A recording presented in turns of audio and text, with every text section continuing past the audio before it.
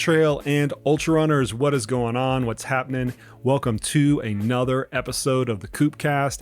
As always, I'm your humble host, Coach Jason Koop, and on this episode of the podcast, we have a Koopcast favorite coming back on the show today, and that is Nick Tiller, PhD, who happens to have recorded the longest Koopcast on record, but more importantly, one of the most beneficial and the most downloaded podcast, that is Koopcast number 27, which is nutrition for trail and ultra marathon training and racing. That was a big mouthful, but I wanted to bring Nick back on the podcast today very specifically to talk about one of the most asked questions that I get when I'm at races or when I'm in the social media space, and that is, do any of the breathing techniques that I'm starting to see be proliferated everywhere, do those actually work? Does nasal breathing actually work? Do the breathe right strips actually work? Does any of these pattern breathing actually work? Do any of these devices that make it harder to breathe, do those things actually work? And should I be incorporating them into my training? Nick has an expertise in cardiovascular and cardiopulmonary physiology, as well as being an accomplished ultra runner in his own right. He has his own column for the Skeptical Inquirer, as well as the author of The Skeptic's Guide to Sports Science, which I encourage everybody to go and check out. Nick is also one of my favorite people to talk with, because he brings this very practical and pragmatic view to all of these different topics. And for those of you that think that we are just going to sit around and debunk all this stuff, we are not. We're going to take a very analytical look at it and a very practical look at it. And at the end of the day, say, are these interventions worth it? What is the science behind them? And should you undertake them? I hope everybody's listening up. Let's buckle up. I'm going to get right out of the way. Here's my conversation with Nick Tiller about everything having to do with breathing and performance. So how are things back in the States, man? Yeah, they're good, actually. Very strange to be back. It took a little bit of... Actually, you know what? It didn't take any time to get settled back in, even though I was gone for so long. I just slotted right back into my normal rhythms and my normal routine. Very strange having been away for so long, and I just came back and plugged everything in, and the Wi-Fi, fired up, and the car I had to replace the battery on my car because that's been sitting idle for all this time as well. But everything else was just absolutely seamless. It was strange in a way, but no, it's good to be back. How long were you out tip to tail? 18 months. Oh, wow. Holy crap. Yeah. And could you actually get back sooner, or were there's just no need to? So for the first 6 months or so, no, probably for the first 8 to 10 months, I wasn't able to get back in the country, wasn't allowed in. And then because of the work that we were doing in the lab, because it's clinical and we took on a couple of COVID-based projects as well, we could then apply for an exemption for me to get back in the country based on the research that we're doing. Like, it's a national interest exemption. So the idea is that me coming back into the States is in the national interests. But they weren't letting my partner back in with me. So it meant that I would have to leave her in Europe and then come back by myself, which I was willing to do if it were for a couple of months, but there was no indication as to how long it would be. It could be for 6 months or a year. And I decided that I wasn't prepared to come back without her. So fortunately, the borders opened up on the 8th of November. So we were able to come back together. Ah, well, it's perfect, man. You got the best setup. You got brownie points with the partner, and you get to feel good because you're like recognized as like a national interest that people want you to come back in the country, right? We're like so notorious for keeping people out. They care about the work that I'm doing. Well, they made it pretty hard, and I mean, this probably won't make it to the final edit. But when I was coming through the borders to get back in, they wanted me, I had to prove to them that I was still employed because I'd been gone for so long. And my visa was still valid, but my DS 2019 had expired. So I was this close to being put back on the plane and sent back to Europe. And I had to log on to the airport Wi-Fi, get into my internet banking to download my statements. And I had to reset my password. They sent the they sent the code to the wrong phone number, and I was just like having this freak out in the middle of the terminal. But eventually they let me in. So welcome back to the U.S. We're glad you're back. keep doing God's work, like working on COVID stuff. All right, I'll do my best. Cool. All right, man. You want to get into it? Let's do it. I wanted to start out with, like, you're back in the States, and we just kind of went through the way that you could have gotten back into the States going through your COVID research. And I think that's really cool because obviously it's a hot topic right now. But one of the way that the research comes out is in some of the lay publications that you've put out. And in particular, this most recent one in the Skeptical Inquirer. I wanted to start out and talk a little bit about that and use that as a gateway to ultimately what is going to be answering some of the questions that I think are the most frequently asked, at least in the last 6 months. And whenever I put this out on social media, you put it on social media just before we went on, people go bananas. They want to know about, should I be nose breathing, and is this thing going to work? And we're going to kind of tackle hopefully all of that over the course of the next 5 hours, which is what you promised me for this recording, right, Nick? Sure. Go for the record. There we go. I checked my my memory card before this. You've got 9 hours total, so we've got to finish before then. Right. But I wanted to start out with this article in particular because I think it's a good gateway for how companies and how basically people are trying to fool the lay public, particularly using a conduit like COVID. So when you were looking at this and you were essentially looking at how companies are pitching, can you breathe your way out of COVID essentially, or can you use some of these devices to either protect yourself against COVID or somehow lessen the symptoms? Give the audience a little bit of the theme of the article and what the things that they should in particular watch out for. Yeah, so most people will know, if they're familiar with my work at all, they'll know that I've been interested in pseudoscience and pseudoscience manifestations in the health and fitness industry. I've been doing this for well over a decade. But my kind of day-to-day job is actually as a respiratory physiologist. I did my PhD in human respiratory physiology, and most of the work that we do at our institute at Harbor-UCLA is in respiratory and exercise physiology, and we work primarily with patients. And one of the things that has become more and more apparent is that the commercial health and fitness industry has been targeting respiratory physiology more and more in recent years. There's a number of different reasons for that. The most obvious one, as you mentioned, is the COVID-19 pandemic, which has focused attention on respiratory health and the means, either proven or not, to enhance it.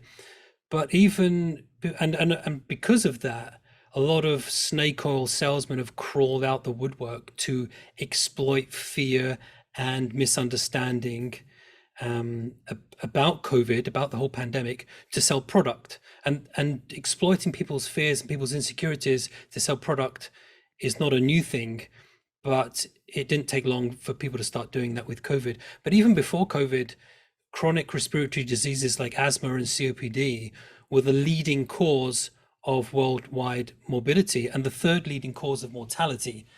And it's also become a more kind of interesting conundrum because not just of the growing economic burden, but because of the pressing issue of climate change and like worsening air quality and pollution, and particularly if you're exercising outdoors in a very polluted area, and this has the potential to lead to poor respiratory health. So the commercial world has kind of jumped on that, and they are trying to sell us all kinds of respiratory interventions, products, and practices that make claims to be able to manipulate one or more aspects of respiratory function.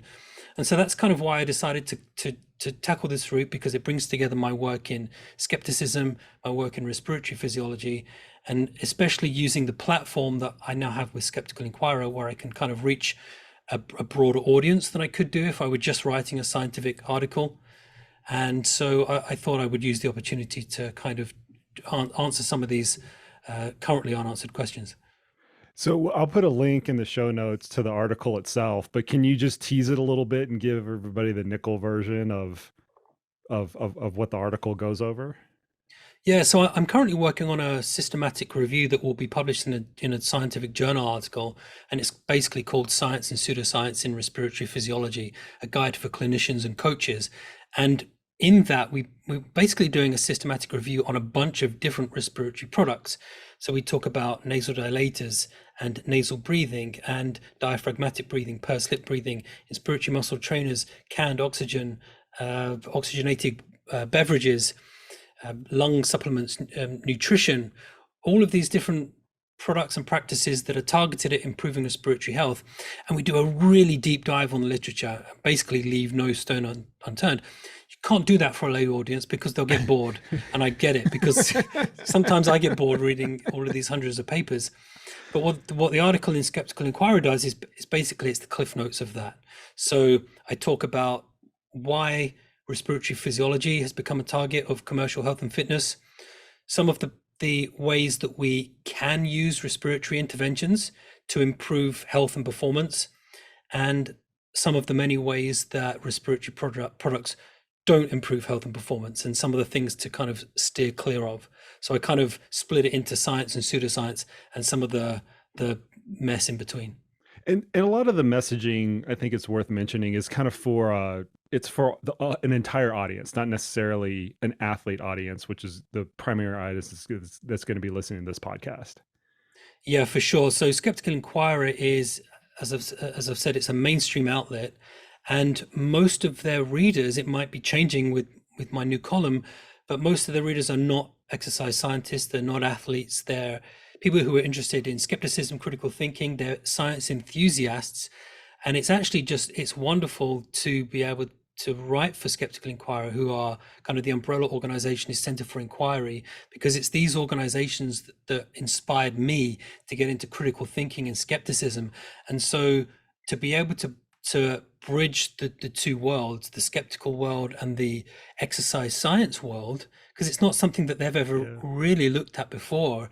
It's just a real honor to be kind of spearheading that. Yeah, that's really cool. So I think what we're going to try to do in this conversation is take a lot of that content and make it audience specific, right? And we can be hyper specific with this audience because they're just a bunch of, lunatic ultra runners that you and I know. I mean, we know the audience very, very well. And at the end of the day, they all want to know, do any of these things work, and should they actually use them in their training? And I promise we're going to try to get to those answers as best we can, but it wouldn't be any fun. It wouldn't be like a 3-hour podcast if we just said yes, no, because people have to learn something along the way. They shouldn't just take our word for it. They should know the knowledge behind why these recommendations are actually getting in one category or the other, or maybe even the middle category.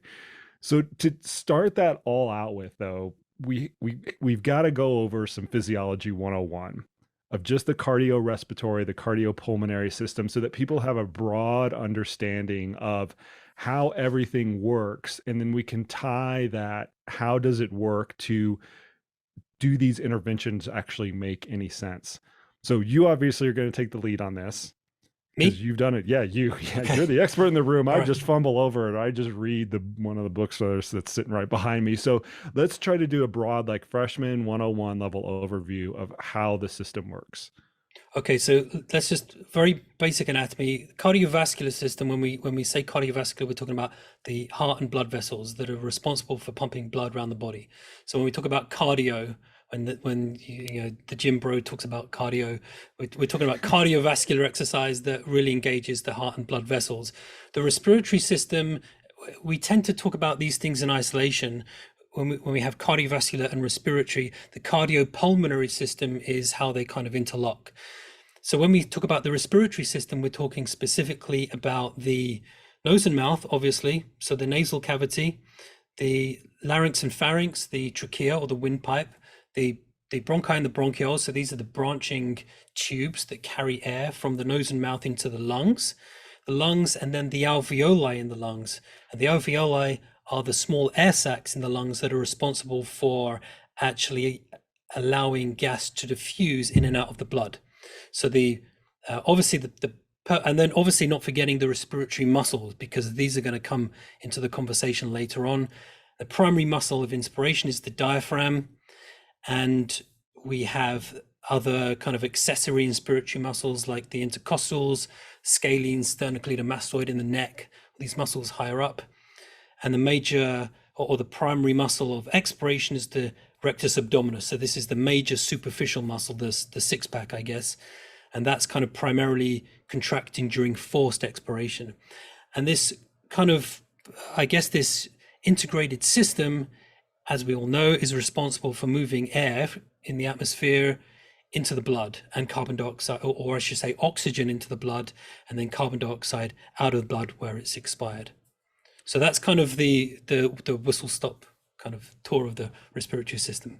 And salient to what we're going to talk about, when you just normally exercise, how is that system stressed, and does that produce an adaptation? Because you mentioned the meatheads in the gym, right? So I'm going to use them as an analogy. I can go in the gym and I can do a bunch of bicep curls, and I'm going to get bigger biceps. I'm going to get biceps that function better. I can curl faster. I can curl more weight and all that other stuff.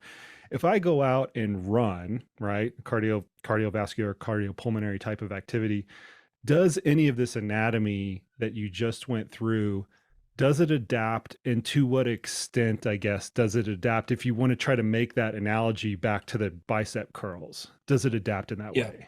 I'm glad you brought it up, because this is a common area of misunderstanding, and generally, no, it doesn't adapt. It's the respiratory system is inherently unmalleable. So if you use the example of the musculoskeletal system, as you've said, you go to the gym, you do some weight training, and you progressively increase the weights that you're lifting, muscles get bigger and stronger to adapt. You get a bigger cross-sectional area of the muscle, or you get better recruitment of muscle fibers, so you get stronger. If you go out running or cycling, your cardiovascular system is quite malleable. That will adapt. You get things like left ventricular hypertrophy, you get increased capillarization, which increases blood flow. You might get an expansion of plasma volume, increased red blood cell count. All of these things make us more efficient at transporting oxygen around the body, increased hemoglobin mass. The respiratory system doesn't really adapt in the same way. So you can do all the training that you like, and your lung capacity, your absolute lung capacity, is pretty much set from the time that you stop growing. So once you reach maturity, physical maturity, your lung capacity is pretty much set. You can't change that. And it's worth mentioning that some aspects of the respiratory system, and we're talking specifically the respiratory muscles, so the diaphragm and the abdominal muscles for the inspiratory and expiratory muscles respectively, these can be trained. We'll kind of talk about those later on, but that's pretty much the only area of the respiratory system that is going to adapt to training. And somebody who exercises regularly is probably going to have, I guess if you looked very broadly, is probably going to have better lung capacity or better lung function than somebody who doesn't exercise, because they've indirectly trained these respiratory muscles to be able to contract more forcefully. So they're probably able to, I guess, access, for want of a better word, more of their lung capacity. But the absolute volume of the lungs, in terms of the maximum volume of air that can move in and out of the lungs, is pretty much set. It's also worth very briefly mentioning that the respiratory system, just like most other systems of the body, can be subject to maladaptations as well. So we all know that there is an increased risk of things like exercise-induced asthma and exercise-induced bronchoconstriction in high-level athletes, particularly endurance athletes, and particularly those who are training in cold and dry environments. And this is because we're getting progressive inflammation of the upper airways, which then causes airway damage and hypersensitivity. So something like 20% of Olympic athletes have exercise-induced asthma or exercise-induced bronchoconstriction, whereas about 10% of non-athletes have the same condition. So it is definitely more prevalent in well-trained athletes. And so those are the only ways that the respiratory system is really going to adapt to training. Somewhere out there, somewhere out there, somebody is begging me to ask you the TUE question, since that seems to be the thing that most people want to bring up when they hear these statistics on how many athletes versus non-athletes have conditions like asthma and whatnot. We're not going to touch that. We're going to try to stay on topic as much as possible. But the thing, when you went through that description, Nick, one of the things that kind of came to mind that I've seen pop up in the literature a little bit more recently is this is this is this phraseology overbuilt for purpose. And I, once again, I'm not an expert in the room, but I can intuitively understand why we would describe particularly the respiratory system as being this way. I'm wondering if you can kind of like shed some light on what that actually means, because like I said, it's come out in some very specific pieces of research, and I think it's a great way to explain that concept that you just went through. Okay, so when we talk about the respiratory system being overbuilt for purpose, we can kind of explain it with a really simple example. If you were to get somebody to do what we call a maximum voluntary ventilation test, then very simply, you would get somebody to breathe in and out of a mouthpiece for 12 seconds. And if you give them a bit of coaching, you give them some instructions, and essentially what you want them to do is to breathe as hard and as fast, so as deeply and as rapidly as they possibly can for 12 seconds. And then we extrapolate the result for a minute. So we get the maximum voluntary ventilation over a minute. We can't actually get them to do it for a minute because they'd hyperventilate, and then they'd go hypocapnic, so they'd expel all the carbon dioxide, and they'd probably collapse in front of you. So we can't do that from an ethical perspective. So what we do is we do the test over 12 seconds, and then we extrapolate the result over a minute. And the typical result for a test like that could be, in somebody who's fit and well trained, I'm going to pick a number off the top of my head, might be 250 liters per minute. So they're going to move 250 liters of air in and out of the lungs in 1 minute of that kind of breathing, using that kind of breathing pattern. If you were to get them to exercise maximally, they're not going to max out their envelope. They're probably only going to hit about 200 liters per minute, and that's if they're really well trained. Most people don't hit 200 liters per minute. It's going to be maybe 180, 190 liters per minute. But the point is, your capacity to ventilate the lungs is never really going to be encroached upon by the amount of ventilation that you're going to need during maximal exercise, even a VO2 max test. So when we talk about the respiratory system being overbuilt for purpose, that's kind of what we're talking about in terms of maximal ventilatory capacity is never going to be exceeded. Now, there are exceptions to that, which I can talk about very briefly if you like, but it doesn't mean delving a little bit into the respiratory mechanics, which is not super simple. Should we give it a go? Well, we can give it a go, or because we're going to talk about the devices in a second, if it's a good place to splice it in there, you can bring it in there. It's your call. Well, I suppose let's briefly touch on it, because if there are respiratory physiologists who end up listening to this, they're going to tell me off for not for kind of misrepresenting. So in most cases, the respiratory system is overbuilt for capacity, but sometimes what happens is, particularly in people who are very well trained, we get something called expiratory flow limitation. And this basically occurs when people are ventilating very, very hard, and because the respiratory muscles are contracting quite forcefully, and because of that, we're getting very big pressure changes in the airways. Okay, so the respiratory muscles are contracting really hard to move air really hard and fast out of the lungs. We're getting big pressure changes in the airways. And these pressure changes can cause the smooth muscle in the airways to constrict very, very slightly. Okay, this is what we call thoracic gas compression. So the actual external pressure, the external load on the rib cage, causes the airway smooth muscle to just constrict. Now, if you were kind of watering your plants, at the weekend, and you've got water gushing out of the hose, and then you were to constrict the hose slightly, then the water's going to start to trickle out. And it's exactly the same thing. Air can be considered just it's just another fluid. Yeah. So when we think of it in terms of fluid dynamics, it's exactly the same thing. If you constrict the airway smooth muscle, we get what we call bronchoconstriction, and that's going to cause some kind of limitation to expiratory flow. When that happens, the respiratory system can be considered not overbuilt for capacity. It's actually a kind of inherent flaw in the respiratory system. And in people with kind of respiratory disease like COPD, they have diseased and damaged airways that very easily collapse under very, very modest pressures. So they get really, really high levels of expiratory flow limitation. What we see in athletes, because they have healthy airways, we see a much kind of more modest constriction of the airways. But in people with COPD, their airways collapse, and that's why they have all these kind of distressing respiratory symptoms.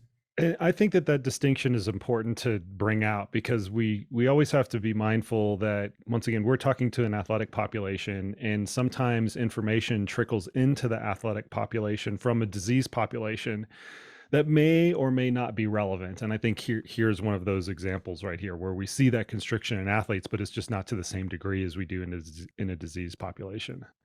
Sure. And that kind of idea of, not extrapolating data from patient populations to healthy subjects is going to come back when we talk about some of these interventions, because some of these things may be really beneficial for patients, but actually may have negligible effects in a healthy athletic person with healthy respiratory function. So I think that's going to kind of come full circle, I think. Okay, so we're going to generally divide this next section into kind of two categories that are going to have some overlap, now that I'm thinking about it right now. The devices and then the techniques. And by the devices, I mean some sort of strength training analogy, right? Device that's meant to improve the strength of your cardiorespiratory system, right? The muscles that you just went through. And the interventions being all of the breathing techniques that we have started to see in the marketplace: pursed lip breathing, nose breathing, holding your breath, like doing, counted breaths. Like, there's any kind of number of things that I'm sure that you have run into. I'll ask you this: is there a logical order to that you think we should go through, one versus the other? Not particularly, but I would quite like to start with the question that you posed to me on social media.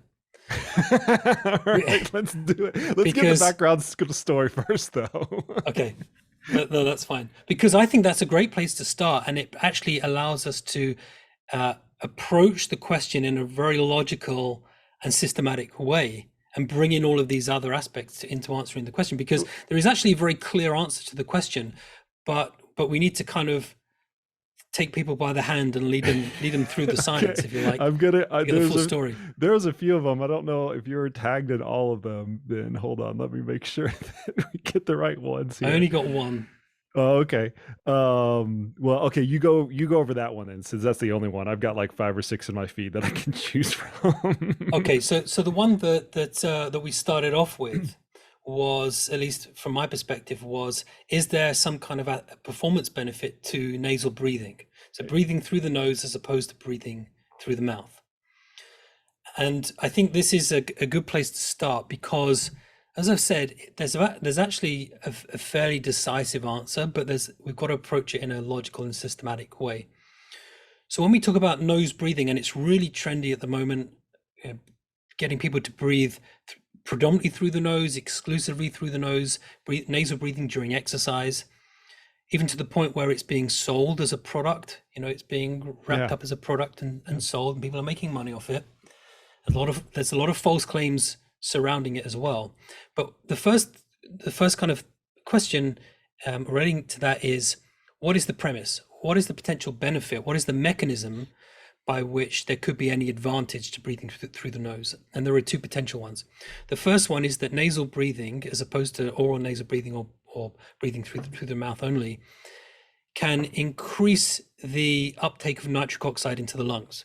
So nitric oxide is it's a bronchodilator. It sort of evokes a relaxation of the airway smooth muscle and helps the airways to relax and expand a little bit. And there's loads of research looking at nitric oxide breathing through external gas mixtures. So actually somebody breathing nitric oxide through an external mixture and then looking at the effects of that. That's not what we're talking about. The nasal cavity produces 2 to 3 times more nitric oxide than the mouth or the trachea. And so the proponents of nasal breathing postulate that actually if we get people to breathe in through the nose more readily, more frequently, particularly during exercise, it's going to help to open up the airways. That's kind of what we hear the most.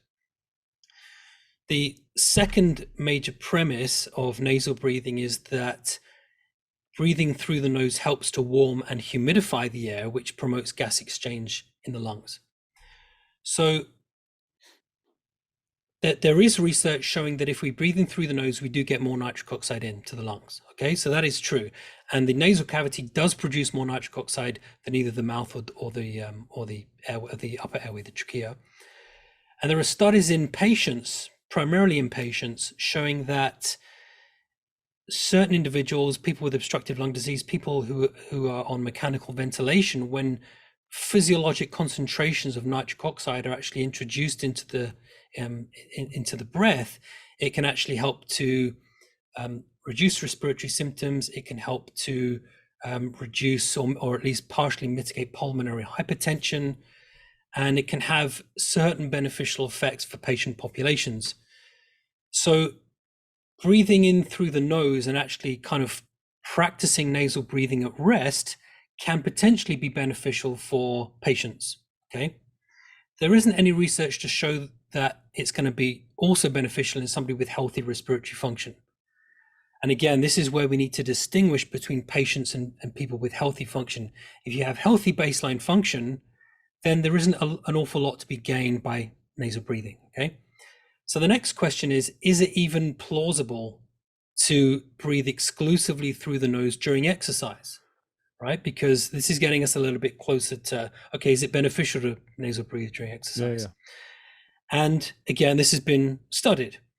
If you get a normal individual, somebody who's athletically trained or recreationally active, and you get them to do an incremental exercise test to volitional fatigue, like a VO2 max test, and you ask them to just breathe through the nose and you actually enforce it, they're not going to like you very much, but they'll probably hit about 80% of their normal VO2 max. Okay, so there's going to be about a 20% reduction in exercise capacity. There are also studies showing that it is trainable, right? So if you're willing to put the time and the effort into training somebody for at least 6 months, we're talking about a 6-month intervention to get somebody habituated to nasal breathing, then studies show, and there's a nice case study actually in an elite triathlete, when it showed that they, over a prolonged period of time, they became habituated to nasal breathing only. Then you can get people to exercise at a really high intensity and even maximally without compromising exercise performance. So they can breathe exclusively through the nose without compromising VO2 max. So that's the second part of the question. The final part of the question is there any benefit to breathing through the nose? We've shown that it may benefit patients at rest, and it's at least feasible to train somebody to become habituated to nasal breathing. Does it provide any performance advantage as opposed to just oral nasal breathing or just breathing through the mouth? And the answer is no. And it's been studied fairly extensively in a whole bunch of different papers. And a systematic review that was published a couple of years ago actually found that there was generally, if you collate the findings from all of the papers together, it doesn't improve VO2 max. It doesn't improve ventilation. There might be some small effect on breathing efficiency, but again, in somebody who's already healthy, who's already got healthy lung function, it's not going to make any difference. And actually, the perceptions of respiratory discomfort seem to be worse if you force somebody to breathe through the nose. There's lots of anecdotal reports of air hunger, this idea of unsatisfied inspiration because people can't get enough air in through the nose. So generally, for somebody who is athletically inclined, it's not going to improve your performance. And for somebody who's a patient, if it's going to exacerbate these respiratory sensations, it's not going to be appropriate for them anyway. So at best, it might be par with copious amounts of training, 6 months maybe of training. Yep. And at worst, there's a 20% reduction in VO2 max and you're uncomfortable. Exactly. But here's a practical piece that I hear from the kind of from the community, and particularly like the ultra endurance community, is that the 20% reduction in VO2 max is not that meaningful because we're running at such a low percentage of our VO2 max as well. And the nasal breathing, while it might have a physiological detriment, has like a psychological centering quality to it, where you're going through an effort and you're hurting a lot and you just need to kind of focus on your breath and all of those meditative types of aspects that we continue to hear. And I know that research is not very well formed, but for the people out there that say, hey, listen, I do nasal breathing when I'm out there on my run, if you're not exercising at a high intensity, yeah, I mean, maybe that decrement is not that big of a deal. I still wouldn't look at it as a performance enhancer, though. Certainly, It's not a performance enhancer. At best, there's going to be some kind of perceptual advantage to doing it, and if somebody feels more comfortable doing it, then that's great. And it does kind of lead us smoothly into this discussion of breathing techniques, because yes, almost all of these different breathing techniques, whether it's diaphragmatic, buteyko, pursed lip breathing, yoga breathing, whatever it happens to be, they all involve breathing in through the nose. So if when you're running, if you're able to breathe in through the nose and out through the mouth, and you're comfortable doing that, and that's how you feel most comfortable breathing, then who am I to tell you otherwise? And the first question I always get when people find out that I'm a respiratory physiologist, they'll ask me, what's the most efficient way to breathe? What's the correct way to breathe? And I always come back to them with, however you're breathing, there is a reason for it. Now, there is a more efficient and a less efficient breathing pattern, and there is a kind of more efficient way to breathe, I guess. Generally, what we don't want to do is to see people panting, because that just increases the dead space in the airway. We want people to be kind of expanding the lungs and trying to take bigger breaths, generally speaking. But if somebody's not doing that, then there's usually a reason. yeah. Maybe they've got a respiratory muscle weakness, or it's offloading the respiratory strain from some other area. So there's always a reason why people breathe the way that they do. It's not to say that we should just accept the way that people breathe. It's always got to be subject to closer scrutiny, but there's no right or wrong way to breathe necessarily. There's a reason why you breathe the way that you do. So if you're happy and comfortable going out and breathing this way during your runs, and it's not compromising performance and it's not making you uncomfortable, then by all means do it. Yeah. I'm so glad that you mentioned the VO2 max analogy, because that's the analogy that I always use for people. It's like, if you have ever done one of those tests, there's no way you want to exclusively breathe through your. If you've ever done one and you've ever had that experience, there's no way that you would want to put that handicap on yourself. And for whatever reason, the people who have actually done those tests, that's when they actually get it. They're like, okay, I totally understand. I've got the mask on. I don't want another kind of limiting thing when I'm doing this maximal test. And people normally transition from nasal to oronasal breathing at about 35, but somewhere between 35 and 50 liters per minute. That's the kind of the natural point at which people switch from breathing exclusively through the nose. And that's a very low exercise intensity. That's kind of, we're talking about a slow jog. So most people could go out and they could jog very slowly, breathing in and out through the nose comfortably. But your natural inclination is to switch at anything above a moderate intensity. Yeah. Okay, we're going to go on to the next one, which is IMT, right? And you mentioned some of these techniques earlier, and I think actually the first kind of technique to go through is really just pursed lip breathing, because people understand that the most, and then we can kind of go through some of the more, I don't know, advanced, or I guess lesser known ones of those. So we've already gone through nasal breathing, right? And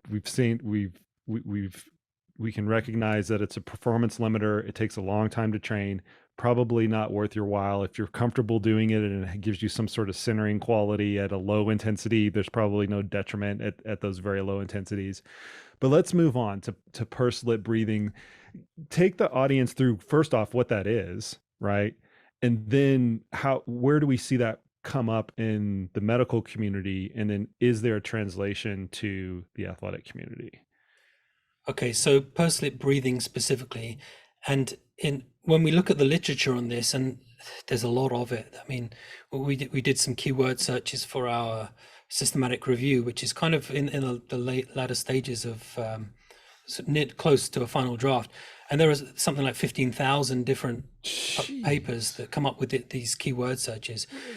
Yeah, there's a lot of research, but that encompasses, pursed lip breathing, diaphragmatic breathing, yoga, meditative breathing, buteyko, inspiratory muscle training, any kind of intervention that claims to improve the way that you breathe. And pursed lip breathing specifically is probably the most popular one, and it's the one that's used more often in like pulmonary rehabilitation for COPD patients. And it basically involves taking a deep breath in through the nose. Usually there isn't a breath hold. In some, in diaphragmatic breathing and in some of the other interventions, there might be a short breath hold. Then there's a long, slow exhalation out through the mouth. And in pursed lips breathing specifically, you would breathe out through pursed or puckered lips. So this is not going to work well for people who are just listening. But if you're watching it, you would generally take a deep breath in and then breathe out. You would purse your lips together almost as if you're kind of whistling or whistling badly or learning to whistle. And that actually, we'll talk about the respiratory mechanics of what that actually does in a minute. But you would take this long, slow exhalation through pursed or puckered lips, and then you do the whole thing again. The emphasis in pursed lip breathing is there's a couple of things. We want to slow down the breathing rate. So the respiratory frequency needs to drop. There's no kind of specific guide as to how many breaths per minute you should be taking, but again, this is usually aimed at patients who tend to breathe very, very quickly, and they tend to breathe in kind of very shallow terms as well. And this is partly what contributes to their breathlessness. So in respiratory patients, what we want to do is get them breathing more slowly but more deeply. So we're taking a deep breath in, we're expanding the rib cage, you can, if you want to use the diaphragm, you can preferentially engage the diaphragm with diaphragmatic breathing, but that takes some practice. And then you're taking this long, slow breath out. So we're slowing down respiratory rate, we're increasing the tidal volume. So that's the amount of air moving in and out of the lungs with each breath. And this helps the studies show that actually increases oxygen saturation. So respiratory patients often have lower than normal oxygen saturation. It might be below 90%. If they have severe COPD, it might be 85% or something. And this method of breathing can actually increase oxygen saturation. It can reduce respiratory symptoms, reduce breathlessness. It can actually, if it's done during low intensity exercise, it can actually improve exercise capacity, again, in patients. And the other key thing that pursed lip breathing does, which isn't necessarily a factor in these other breathing methods, is that motion of breathing out through pursed lips actually creates a positive back pressure in the airway, and that helps to open up the airways. It sort of increases what we call positive end expiratory pressure. And by creating that back pressure, it helps to prevent the airways from collapsing during the expiration, which is something that happens quite often in people that have COPD. So to the next part of your question, do any of these things actually benefit somebody who's healthy? Probably not. The reason being is that somebody who has healthy respiratory function, they're not going to have lower than normal saturation rates. Yeah. Okay, they're not going to have distressing respiratory symptoms at baseline anyway. They're not going to need to enact these things during exercise because, as I've said, their baseline function is already, by definition, if they're healthy, their baseline function is already normal. If they're athletic, it's probably going to be above normal anyway. So all of these things that would benefit a patient and have been documented to improve patients' well-being and reduce their respiratory symptoms, it probably isn't going to have the same effect in a healthy person. And when we look at some of the other types of breathing techniques, and I kind of lump them into the same category like a caveman, because it's not my area of expertise, but I look at all of them and there's some sort of timing associated with them, right? Breathe in for this amount of time, hold it for that amount of time, breathe out, and you can change the pattern in, 2-4-2 and 4-4-4 and whatever it is. Is there a broad statement that you can make with any of those other ones where it's just simply the timing that you're trying to manipulate? And some of these actually have become quite popular, not only in endurance sports, but also in like yoga and even in mixed martial arts. Both you and I are mixed martial arts fans. You see coaches in the corner that will take their athletes in between rounds through some of these things. Is there anything that we can say about the timed breathing basket of stuff, whether you want to mention any of those techniques by name or you want to kind of just lump them all into the same thing like I do?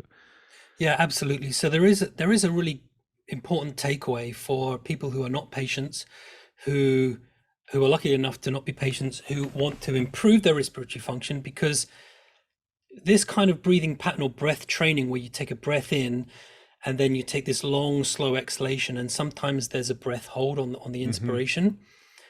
There's a lot of research now showing that this can help to control the autonomic nervous system. So when you take a breath in, where there's a short breath hold and then there's a long, slow exhalation, it actually stimulates the vagus nerve, which is associated with parasympathetic function, and it can help to, this. I know you're interested in heart rate variability, but this is how you can increase your heart rate variability. It can help to reduce anxiety. It can help to reduce stress. It reduces arousal. And there are fMRI studies, so functional MRI studies, showing that actually when you engage in these kind of deep, slow meditative breathing strategies, it actually stimulates different areas of the brain. You actually get different brain regions are being stimulated and associated with parasympathetic drive, and that is what causes the kind of the feelings of reduced arousal, reduced anxiety, and it's been shown to help in depression and this kind of thing as well. So from a meditation type perspective, these kind of breathing techniques can be really, really beneficial for somebody who has healthy respiratory function. But whether that directly translates to improved performance or just indirectly, it's something that you can try. But there's a kind of growing body of research in that area, and I think it's fascinating. Yeah, the HRV stuff is actually really fascinating as well. I don't know if you know this, Nick, but I recently had Marco Altini on the podcast, and I had this on my list of stuff to ask him, but I don't think it actually came up. I'm always stunned at the the short amount of time between cause and effect.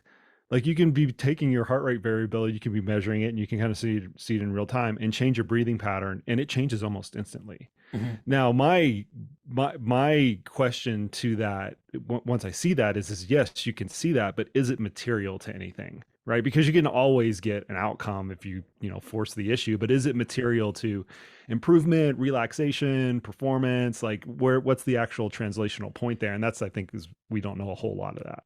Well, acutely, if you were monitoring your heart rate or your heart rate variability, and you were to hold your breath or take a deep breath in and then a long, slow breath out, part of that is going to be due to the changes on the pulmonary vasculature and the change in the pressure dynamics as you take a breath in and you take a breath out. That's why your heart rate seems to change very, very quickly in an acute perspective. But in the long term, if you were to do these kinds of breathing exercises for at least 5, maybe 10 minutes, that's when you're going to get the change in the autonomic function. And I think this is one of the the really key areas where we get the overlapping of the plausible and the implausible claims, because it's absolutely plausible to say that deep, slow breathing and meditative breathing, diaphragmatic breathing, maybe with some kind of basic breath hold of 5 to 10 seconds if you find it comfortable. Yeah, there's research showing that it can help to reduce arousal and stress and anxiety and these kinds of things by manipulating the autonomic nervous system. But then at the other end of the spectrum, other people claim that it can promote healing and that it can help to cure disease. And this breath work has, some kind of link with an internal life energy. And that's when we get into the superstition and the quite frankly, the harmful pseudoscience, when people think that they can heal themselves just by breathing. And we've got to draw a very clear line in the sand between the plausible and the implausible claims, because in my opinion, the implausible claims just undermine the very plausible claims, and it does a disservice to everyone. Well, also the implausible claims prevent people from seeking treatment that could actually fix whatever they're trying to be fixed from, right? Could or whatever's actually ailing them. That's the bigger or a one of the bigger things. In addition to Yeah. that, if they're seeking treatment, which there is already a standardized, well-known treatment for, and they're foregoing that treatment, with something that's just total horseshit, that's when people get into trouble. Well, it's a slippery slope, and I know we're not here to talk about cupping, but as an example, the British Cupping Society say that cupping's great for reducing stress and for relieving muscle soreness, and you can also use it to treat asthmatic symptoms. Well, hang on, these are two very different things. Don't try and treat an asthma attack with cupping, because it's going to lead to disastrous results. But here I think let me try to steer the train back on track. Okay. Bring me back in. I'll bring you back here. Here's what people are going to want to know, though. Like, people will want to use breath work to enhance their life quality, right? It helps them reduce stress. Sure. They use it in a meditative capacity. I have a lot of athletes that use the apps and things like that, and they love them, and it feels like I do as well. I think they're fantastic. Yeah, I love the Headspace app when I used it. I stopped using it. I should probably pick it back up. Maybe that'll be my New Year's resolution or something like that. But anyway, and they recognize that they can control those things acutely, and there's some improvement in some aspect of their quality of life. But from a performance standpoint, is there anything within the literature or even on the mechanistic side of things where we can say some of this breath work in an athletic context is going to make a difference, either from a performance perspective, or even, we can even dive into like the arousal and being able to control anxiety and effort and things like that. Is there anything that makes that link from this type of breath practice into the performance side? Sure, and yes is the short answer. You've already mentioned one aspect in terms of reducing anxiety, and I think that is a key one, because a lot of people do get very anxious, and it negatively affects their performance, right? So if you can find strategies to relieve that anxiety and reduce that arousal through breath work, then that's absolutely a positive thing. And it reminds me, actually, people always made this big fuss about how marijuana is on the WADA banned substance list, and they're talking about, well, marijuana is not a performance enhancer. I'm like, if you have ADHD, it is a performance enhancer. Yeah. If you get pre-competition nerves, it absolutely is going to help you to focus and perform more effectively. And it just kind of links in with this. If you have anxiety before a race, then doing some breath work and taking some deep, slow breaths and focusing on that is absolutely going to help. If you have an inefficient breathing pattern, so it doesn't happen very often, because most people generally tend to change their breathing pattern, their breathing strategy, to make sure that they're meeting their ventilatory demands. But occasionally, I don't know how often you've seen this, but if I'm at a race or if I'm attending a competition, and I can literally hear some runners, and they're breathing at twice the speed, at twice the frequency of other people, and they sound like a choo-choo train coming along, and their breath is very, very shallow and very, very fast. Mm-hmm. And a couple of times, pre-COVID, because if somebody's breathing like that, I'm not getting close to them now, but pre-COVID, I would sometimes, if I had the opportunity to, I would mention to them, look, that's probably not a very efficient way to breathe. So actually doing some breath work to try and slow your breathing down and expand your rib cage, expand your tidal volume is probably going to be more efficient in terms of not utilizing so much of this dead space in the airways. So that's another way that we can use these strategies to improve performance. Can I pause you on that one really quick, Sure. Not to interrupt your train of thought? How do people not know that? This has always befuddled me, because I've been in the same situation you have, been running beside somebody in a marathon or a trail race, and I'm like, how do you not hear yourself and understand that you're going and you're not going that hard? Like, how I don't understand how that even happens. Like, I can't even give them the counsel to course correct that, because it's so befuddling to me. I don't know. I think a lot of people are just very, very naive to how their body works. And some people are new to the sport and they don't know what's normal. They don't know what a normal, method of breathing is. They haven't spent enough time around other athletes to know that they're doing it wrong. Sometimes people just get into a rhythm and get into a habit.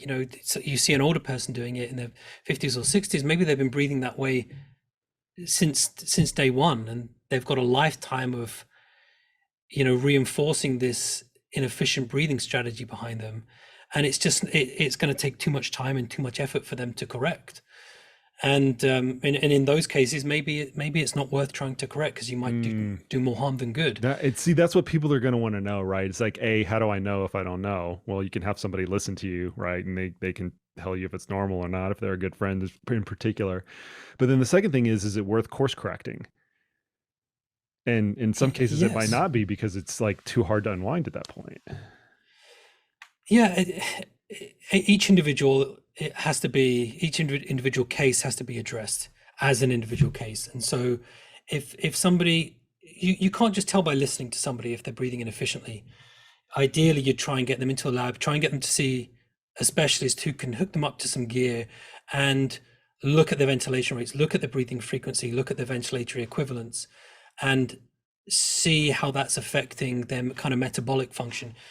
Because, you know, when I was working, I spent a year working with a British kayaking squad. And again, there was one athlete who, when he was out in the water, you could just hear him a mile off, because he was breathing twice as loud and twice as quickly as everyone else. When we actually got him into the lab, it didn't seem to be affecting his cardiometabolic function. You know, on paper, his breathing pattern was very inefficient. And it's something that I picked up on when he was out on the water, but it actually wasn't negatively impacting on his physiology. So actually, it would probably do more harm than good trying to correct it at that point.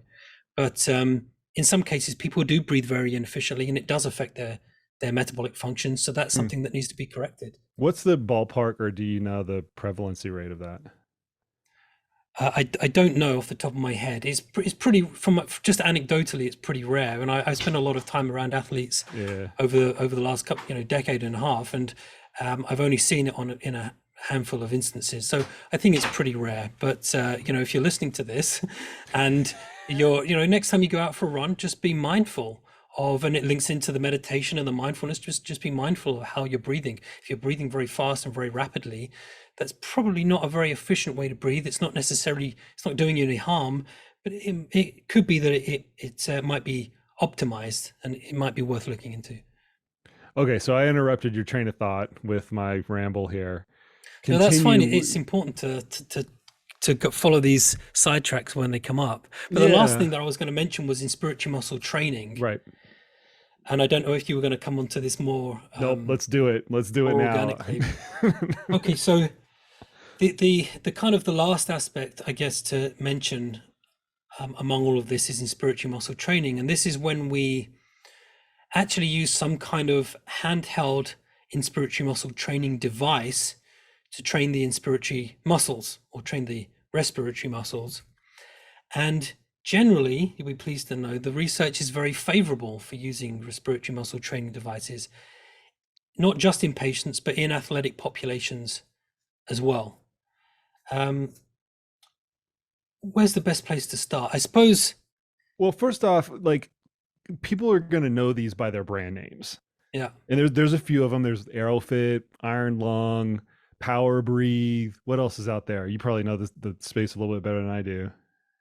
Those are the three main ones. Those are the three ones, but there's something you stick in your mouth, right? And it's providing the training mask that used to be called the altitude mask. Yeah, that's right. And then they got a load of stick because it doesn't replicate altitude at all. And then they were forced to train it to like the respiratory mask or something like that. There we go. But it's a device, I guess, right? It's got a technical name to it, but there are all these devices that are providing some sort of resistance to your breath. It's an inspiratory resistive device. The only one that I'm going to talk about is Power Breathe, because the vast majority of the scientific research has been done with Power Breathe.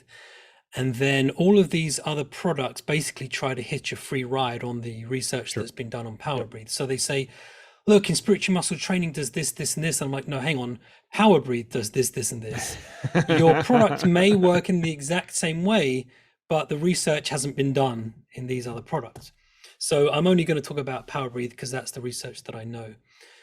So I guess the analogy to extend the analogy that you used earlier is, if you were to go to the gym and train one of your skeletal muscles to make it bigger and stronger, you could go and you could strengthen your quads by doing squats. Okay. And just like in an ultra marathon, just like your leg muscles are going to fatigue, your respiratory muscles can fatigue as well. Okay. Because after several hours of ventilating the lungs and moving air in and out of the lungs, the diaphragm is going to start getting tired. It's going to experience some kind of contractile fatigue. So if you were to get somebody to do a maximal strength test on their quads before an ultramarathon, and then you got them to replicate the test after the ultramarathon, their ability to produce force is going to have diminished considerably, right? All of Guy's research. Yeah, exactly. Yeah, all of our good friend Guy's research. Guy Millet's research, and he's taken it to the next level because he's looked at involuntary muscle contractions as well using transcranial magnetic stimulation. So it takes the kind of the voluntary aspect out of the equation. It's all involuntary. So he's actually looking at the very contractile properties of the muscle in its purest form. But the same studies have been done with the respiratory muscles. If you've got somebody to do a maximal breath in against an occluded mouthpiece before an ultramarathon, and they did the same thing after the ultramarathon, the amount of pressure that they can generate against the occluded mouthpiece is going to have dropped off. And the only one study that's been done on this using nerve stimulation has come from Guy's lab, of course. And what they found was that exactly the same thing. When you actually artificially stimulate the inspiratory muscles using a magnetic stimulator, it shows that the actual contractile properties of the muscle have actually changed pre to post race. So the ability to contract the muscles has actually diminished. Now this can have at least 2 or 3 different effects on a runner. The first thing is that if the ability for the inspiratory muscles to contract is diminished, it means you're not going to be able to ventilate the lungs as effectively. Okay, so your ability to maximally ventilate the lungs is going to be diminished. That's not such a big deal for ultramarathon runners because you don't generally get anywhere close to your maximum voluntary ventilation anyway. We're not working so hard that you're going to be encroaching on your ability to maximally ventilate the lungs. So that's not such a big deal. But the other thing that happens when the inspiratory muscles start to fatigue is something that we call a metaboreflex. And this is basically when the muscle fatigues, it starts to redirect cardiac output. It redirects blood flow away from the limb locomotor muscles to the muscles that are fatiguing. So when the diaphragm fatigues, it steals the cardiac output, it steals the blood flow away from the limb locomotor muscles, in this case, the legs, and it causes them to fatigue prematurely. So it's not just inspiratory muscle fatigue that we get, but that metaboreflex causes the limb locomotor muscles to fatigue before they would otherwise have fatigued. And that can obviously impact performance in the obvious way. So one of the ways that the research has shown that we can try and get around this in terms of providing a protective effect is to train the inspiratory muscles with one of these inspiratory resistive loading devices, like Power Breathe. So I don't know, have you ever tried these devices? Have you ever worked with people that have tried an IMT protocol? What's the kind of typical protocol that you would use? Well, we've had them do everything, right? We've had them exercise with it. We've had them do like maximal exhalation work with it, and almost kind of like an interval fashion, right? Very short, intervals that are interspersed with like 5 or 10 minutes of recovery. So we've done all that stuff, both in the lab and in the field. I've worked with a lot of athletes who have done really low intensity exercise against an inspiratory resistive loader. But the most common kind of strategy is to do kind of 30 breaths a day, at least, maybe once, twice a day. And then the idea is just like you would increase the resistance. If you were doing a resistance training program in the gym, you increase the resistance of the inspiratory trainer so that you're progressively breathing against a greater load. So the inspiratory muscles are being progressively trained. What the studies show is that, with something like a 12-week intervention, you can significantly increase the pressure generating capacity of the inspiratory muscles. So if before you could generate 150 centimeters of water before the training program, after 8 to 12 weeks of training, you might be able to increase it to 170, 180 centimeters of water. And by increasing your ability to generate pressure with the inspiratory muscles, you're providing a protective effect against inspiratory muscle fatigue. And the studies generally show that you don't completely eliminate fatigue, but you mitigate it. Okay, you prolong the amount of time it takes for the inspiratory muscles to fatigue, or you get a lesser effect. You get lesser fatigue in trained muscles. And does that actually show up in a performance benefit? Yeah, so it would do. So there are studies that have been done, if you pre-fatigue the inspiratory muscles, it shows that it negatively impacts on performance. Okay, so time to exhaustion is reduced. And then if you take somebody through an inspiratory muscle training program, that it actually provides a protective effect against the kind of the negative outcomes of inspiratory muscle fatigue. It's not a miracle cure, and it's not gonna, you know, it's not gonna get you from an amateur athlete to an Olympic medalist. But in terms of the accessible, tangible ways to train the respiratory system, this is one of the few ways that seems to actually work. And we get respiratory muscle fatigue in almost all sports. It used to be, some of the early research, we thought that it was just in high intensity, short duration, very high intensity exercise, like when you hit exhaustion within 8 to 12 minutes, because that's where most of the research was done. But there's more than enough research now showing that your respiratory muscles fatigue during marathon, during ultra marathon. I published a review paper just a couple of years ago, collating the research that's been done looking at the prevalence of respiratory muscle fatigue following marathon and ultra marathon. And the muscles seem to show somewhere between a 15 and 25% decrease in pressure generating capacity following any given race. So if you can do something to offset that, then it should improve your ability to perform. And what seems to be the most efficacious protocol, passive protocol or an active one? Like low intensity exercise, or the one that you mentioned where it's just you're basically doing sets and reps, right?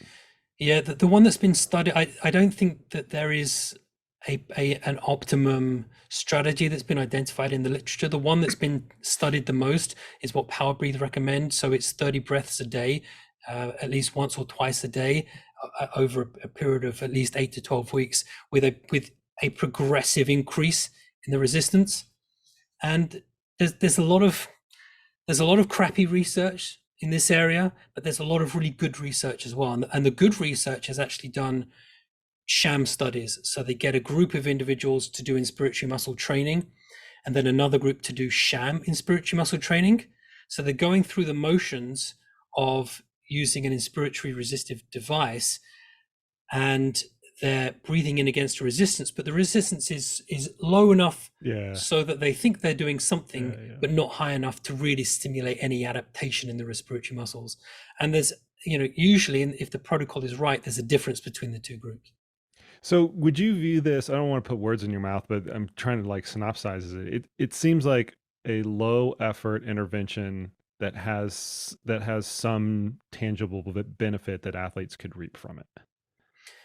Yeah, the only caveat to that is that the main benefit seems to be in prolonging the time to respiratory muscle fatigue, and at least in part offsetting this metabo reflex, the kind of the respiratory steal.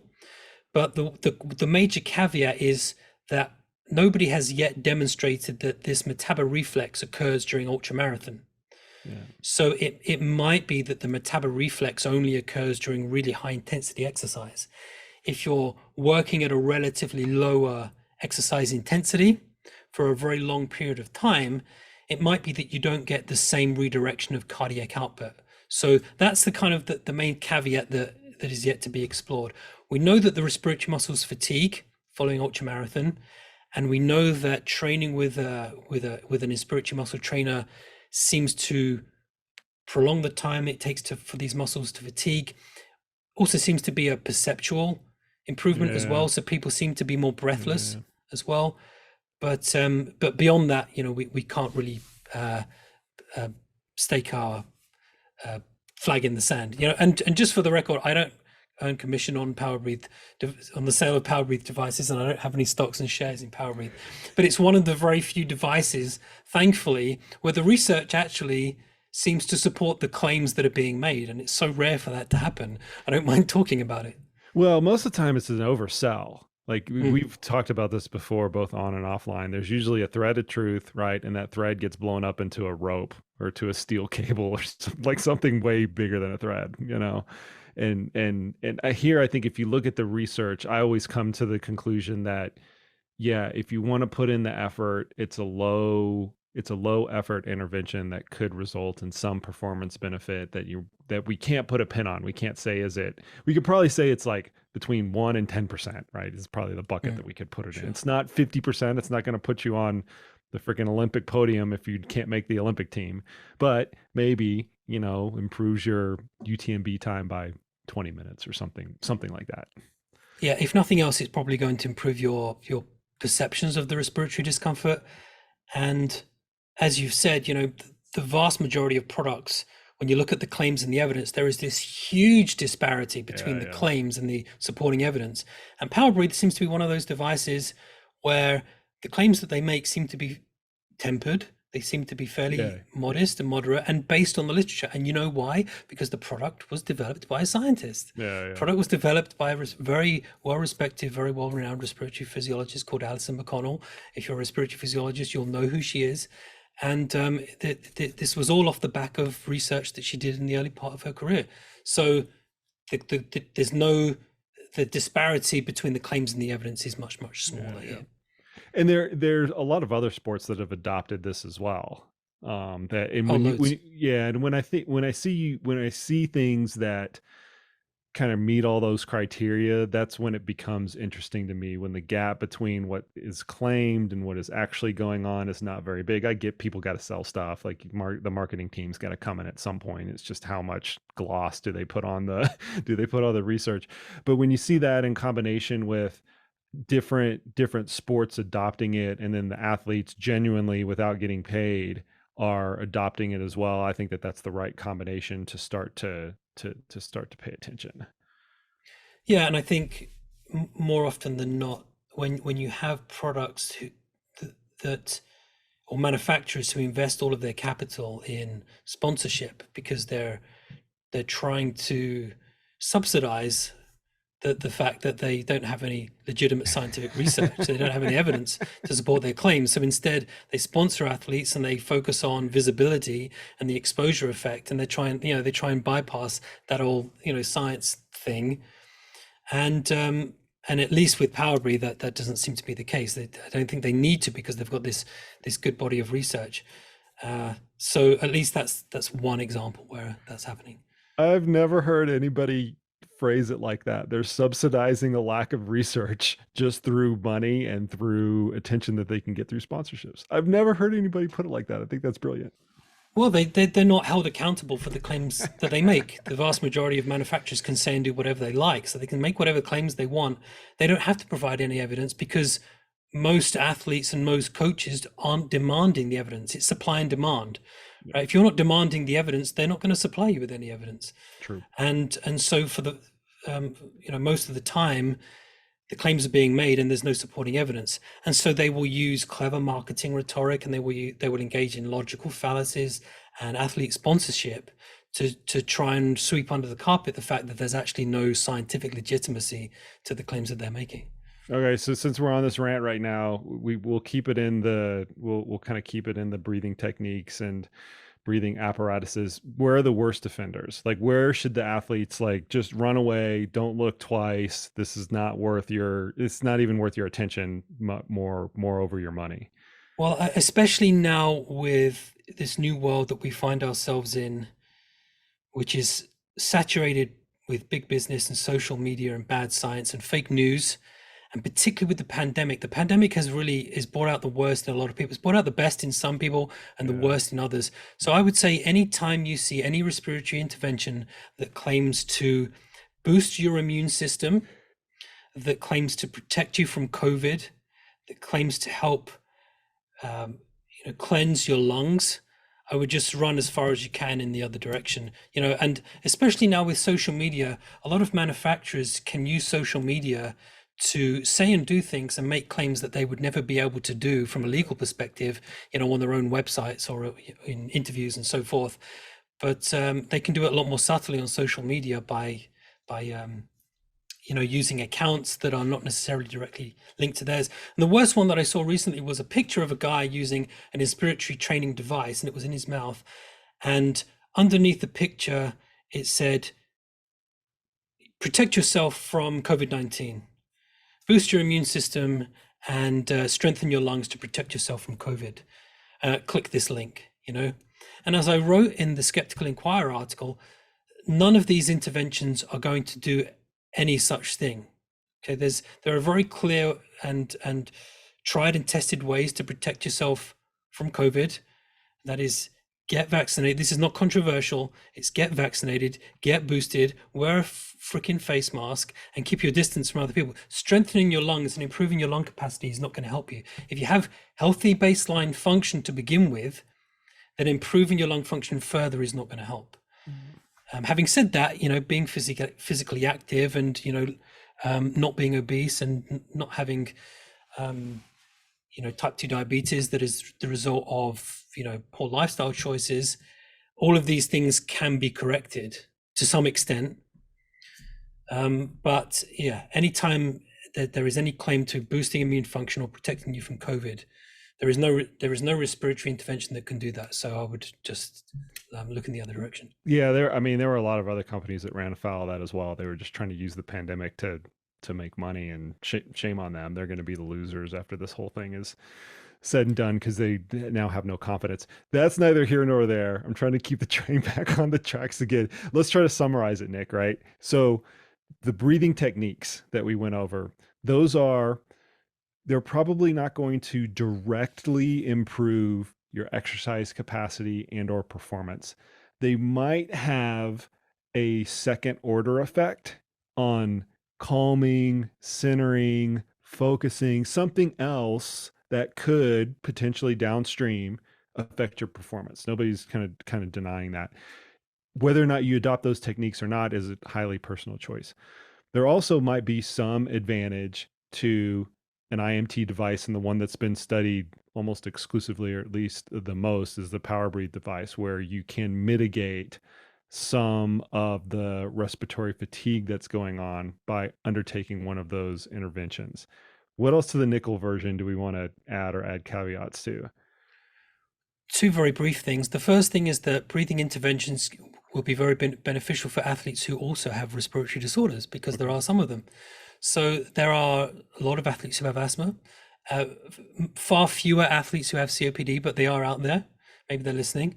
And in that context, then doing some kind of breath training or breathing intervention can be very beneficial. But for people who, as standard, have healthy baseline function, you hit the nail on the head. The only other thing that we didn't mention was nasal dilators. So I don't want to get into a whole thing about that now, but there's a lot of research on nasal dilators, and essentially they, as you can probably guess, they don't improve athletic performance.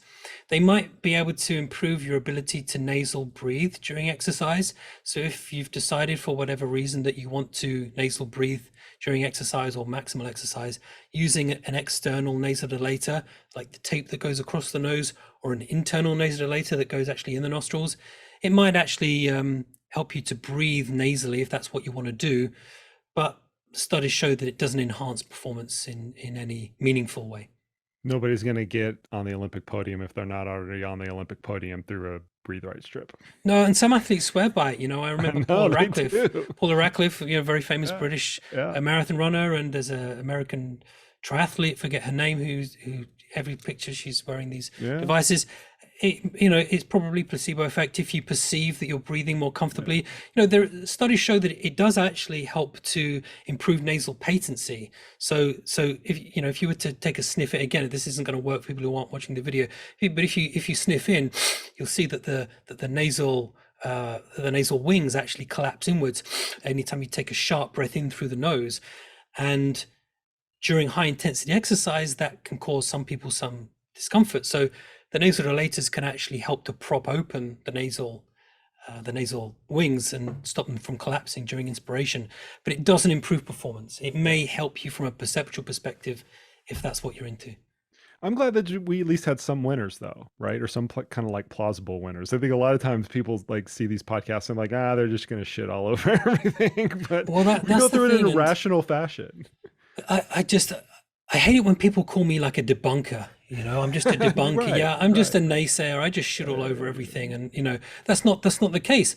I point my nose in the direction of the science, and if the science shows that something's going to be beneficial, hey, I'm all for it. As it goes, the vast majority of these products don't work in the way that it's claimed, or at least we've got to make more of an effort to distinguish the plausible from the implausible claims, because there's a lot of good that can be taken from some of these products, but there's a lot of bad that needs to be removed as well. So I think it makes a nice change when there are some positive takeaways from some of these products as well. Yeah, man, I appreciate it. We appreciate you. I know that you're a fan favorite, Nick. I always appreciate you coming on. I've always appreciated your counsel, man. We're going to let you go for now. I know you've got really important COVID research to go over, but I'll have links to the show notes to your column in Skeptical Inquirer. Is there anything else that you want to mention where people can reach out to you on social? Follow me on Twitter at nbtiller.